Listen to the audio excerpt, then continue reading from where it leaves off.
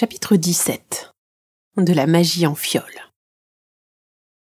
Nous longeons un couloir sombre qui n'en finit pas, orné de peintures de sorciers et de sorcières qui donnent l'impression de nous suivre du regard, un peu comme la Joconde. Ce doit être le fruit de mon imagination, ou un effet optique. Ça me fait frissonner. Arthur commente au passage. Ce sont tous nos ancêtres. Lui, c'est Augustus. Ici, c'est maman. Et là, c'est père, mais vous l'avez sans doute reconnu. Je souris pour compenser la grimace de mépris qu'inspire cette famille à Dragolo. Oh non, qu'est-ce qu'il fait? Je le vois bomber le torse. Oula, je réagis immédiatement en lui posant ma main sur le museau pour le stopper dans son élan, afin qu'on échappe à un barbecue de tableau. Ses joues se dégonflent. Quel impulsif! Il doit tenir ça de son père. N'ignorant pas qu'il était sur le point de faire une bêtise, Dragolo baisse la tête et frotte son front contre mon ventre, la moue penaude. Je ne pense pas qu'Arthur se soit rendu compte de la catastrophe que nous venons d'éviter. Dans le doute, je fais mine de m'intéresser à ses ancêtres. Il date de quand, le portrait de ton père? Il a l'air beaucoup plus jeune. Il ne l'est pas tant que ça. C'était juste avant que Papy Gus parte pour son expédition sur l'île. En entendant le grognement sourd qu'émet Dragolo au nom de Papy Gus, Arthur se tait et s'empresse de frapper à la porte du labo. En vieux chêne consolidé par d'anciens fers forgés quelque peu rouillés, celle-ci me fait penser au portail d'un donjon moyenâgeux. Pourtant, à l'intérieur, c'est d'un tout autre style, du genre labo high-tech à la pointe de la technologie. Ça contraste sacrément avec l'extérieur. Des machines dernier cri en aluminium brossé, reliées à des tubes à essai en verre de différentes tailles, trônent au centre de la pièce totalement blanche, où l'on entend le ronronnement d'une soufflerie. Un vrai institut de recherche futuriste. Mr. Petternut s'affaire à appuyer sur des boutons et à actionner des interrupteurs pour faire fonctionner les appareils. Il a échangé sa robe de sorcier bleu marine contre une blouse de chimiste. Brodée sur une poche, j'aperçois ses éternelles armoiries. Et bien sûr, il a gardé son affreux nœud papillon, qui, sur cette tenue, saute aux yeux comme un phare au milieu de la tempête. Je grimace. Zut, je crois qu'il a remarqué. Il le remet en place en tirant dessus d'un air pincé. Non, au secours! Il est maintenu par un élastique. Ce n'est même pas un vrai. C'est inhumain de porter un truc pareil.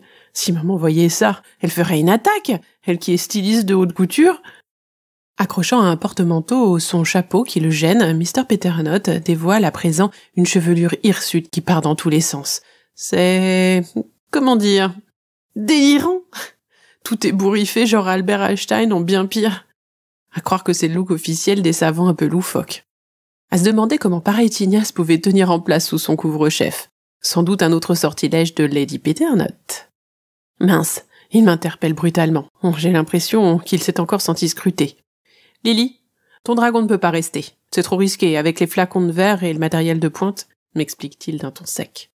Dragolo, attends-moi dans le couloir, veux-tu? Et pas de bêtises, lui rappelai-je gentiment.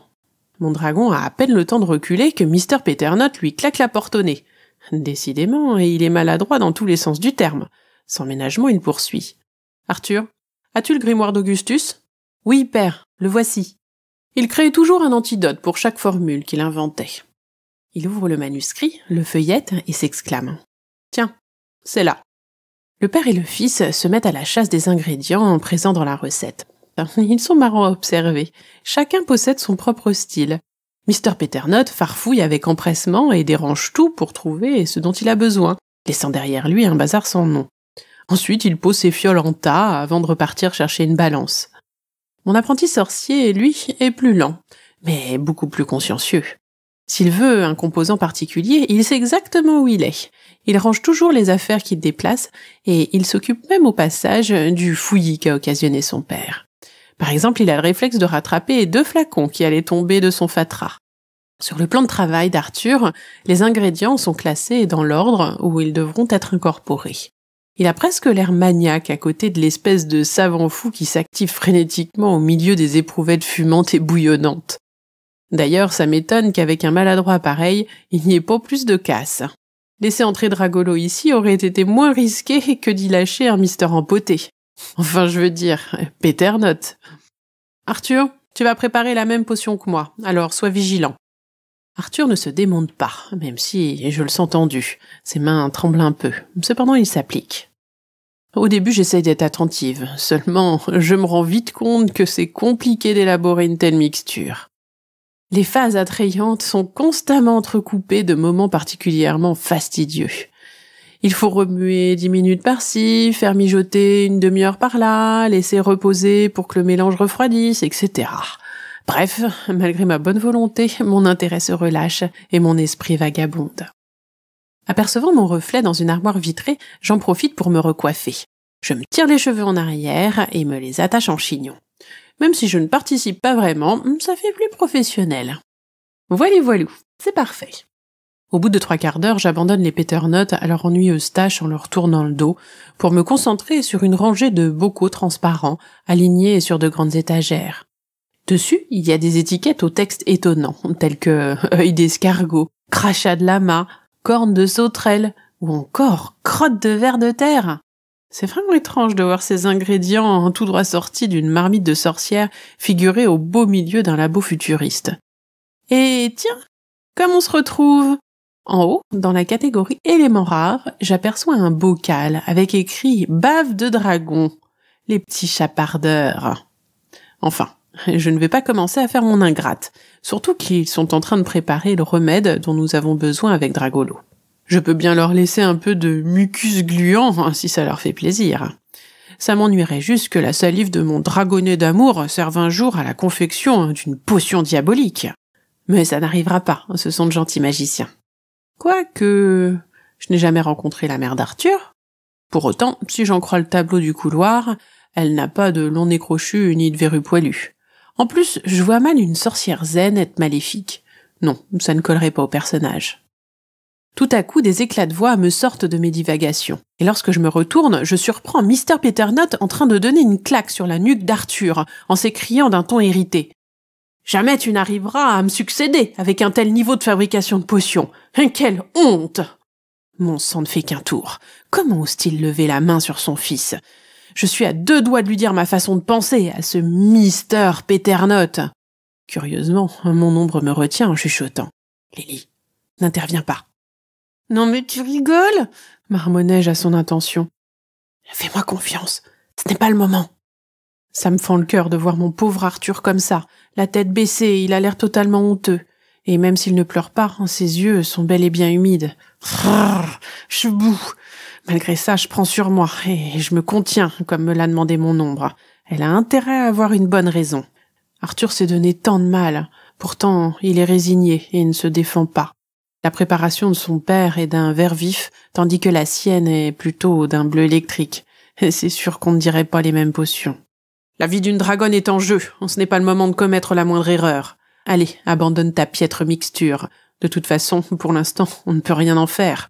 Pense juste à fermer le tube pour éviter un accident en notre absence.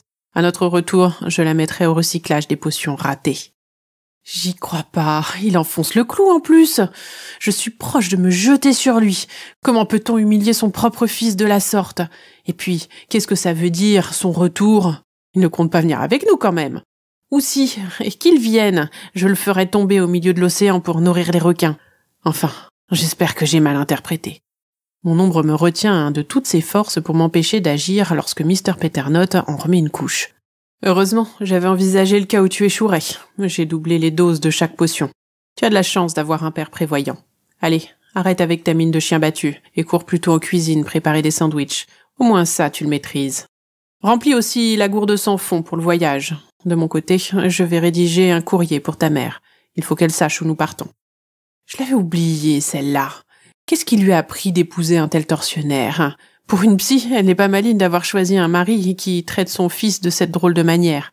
Et où est-elle quand on a besoin d'elle pour calmer son homme? Ah oui, c'est vrai, elle est à un séminaire. J'ai la sale impression qu'il n'y a qu'Arthur de normal dans cette famille. En tout cas, je ne peux plus l'encadrer, ce père à la noix. Et c'est quoi cette histoire de sac de voyage? Ils ont réellement prévu nous accompagner?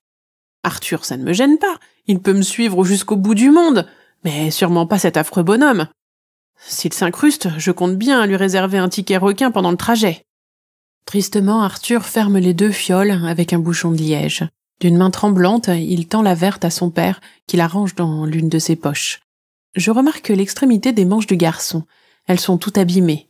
D'ailleurs, il est en train d'en mordiller une. Le pauvre, il est tellement martyrisé qu'il en mâchouille du tissu. Et à voir leur état, ça ne date pas d'hier. Arthur jette un regard coupable sur son propre flacon. Dans un soupir, il s'en va la ranger sur une étagère non loin de moi. Puis il tourne les talons vers la sortie, le dos voûté, l'air désespéré. Alors que je l'observe avec amertume traîner les pieds comme une âme en peine, je sens mon ombre tirer ma robe. Qu'est-ce qu'elle me veut encore? Mais elle me tend discrètement une fiole remplie d'un liquide bleu vif. C'est la potion d'Arthur. De l'autre main, elle plaque son index sur sa bouche pour éviter que je ne la questionne. Je dissimule vite fait le flacon dans ma poche, pendant qu'elle reprend instantanément sa place. J'adore lorsqu'elle agit ainsi. Elle me donne l'impression de posséder une arme secrète. Ni vu ni connu, je m'empresse de rattraper Arthur, qui, tel un gentleman, me tient la porte du labo grande ouverte. Pour le remercier, j'exécute une petite révérence accompagnée d'un clin d'œil et d'un sourire. Ses joues s'empourprent. Mon charme opère. Mr. Petternot a pris de l'avance. Il s'éloigne rapidement à l'autre bout du couloir. Et alors qu'il disparaît dans le virage, on entend un grand bruit.